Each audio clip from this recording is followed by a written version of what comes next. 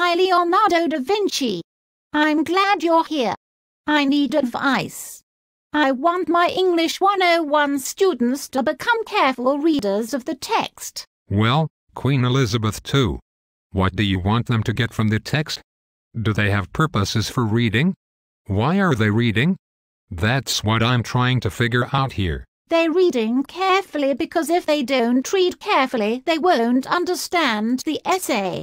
It sounds simple, but it's complicated, so I hope they access the resources I am posting on Angel for them. They are going to be using the assigned readings in their own essays.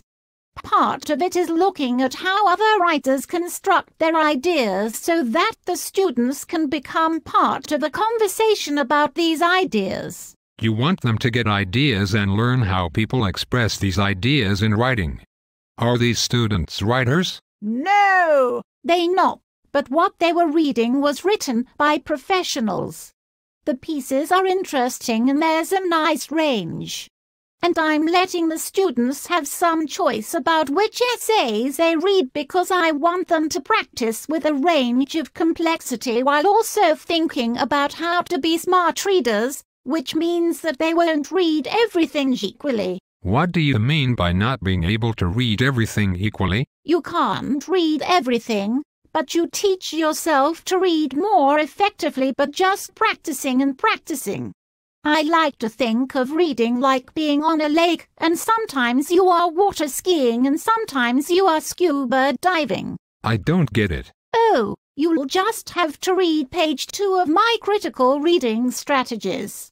What I'm most worried about is that students might have to read things that don't engage them, and that's the hardest part, getting them to read something they don't like from the start, even though they might gain something from that experience if they stick with it.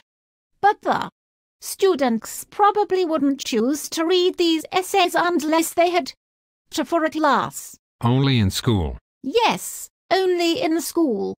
But I found that I could widen my horizons by reading things I would have never chosen to read if I weren't in school. Widening those horizons, huh?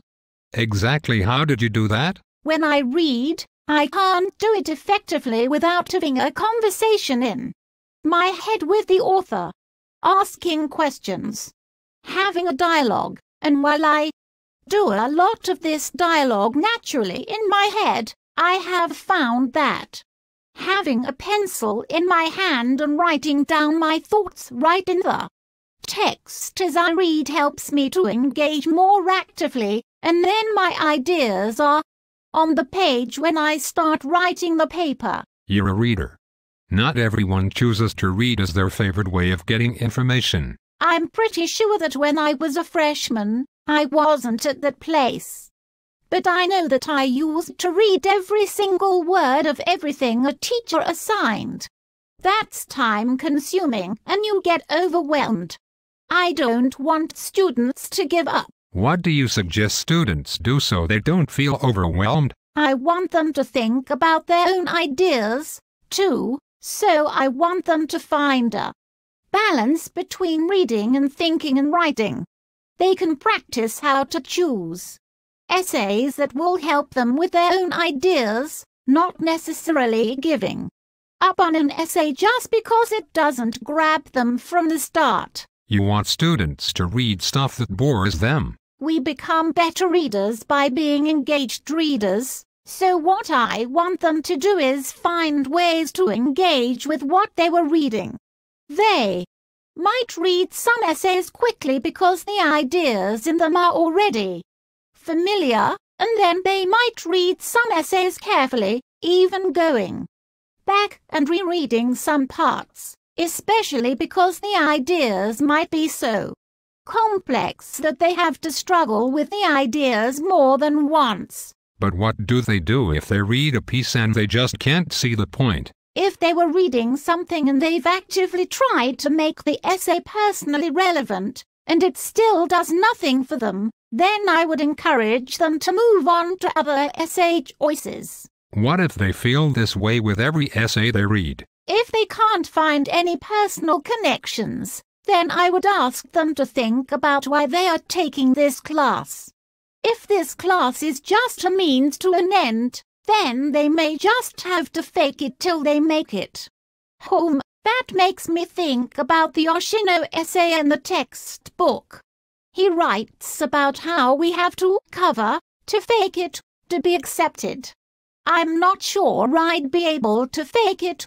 I might choose to do something else with my time if everything I was reading was truly boring.